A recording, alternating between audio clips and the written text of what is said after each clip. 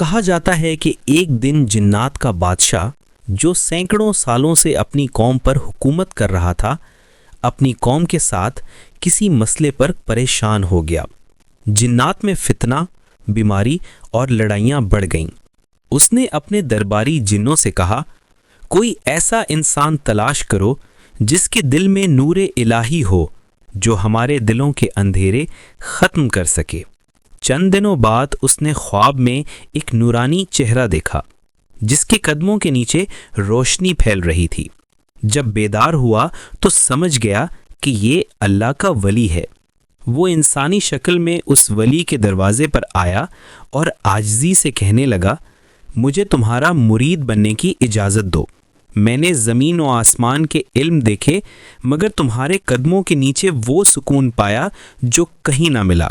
ولی اللہ رحمت اللہ نے فرمایا، اگر سچ میں اللہ کی طرف آنا چاہتا ہے تو توبہ کر اور اس کے حکم پر چل۔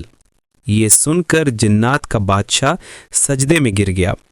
پھر اس نے اپنی پوری قوم کو جمع کیا اور سب نے اس ولی کے ہاتھ پر اسلام قبول کر لیا۔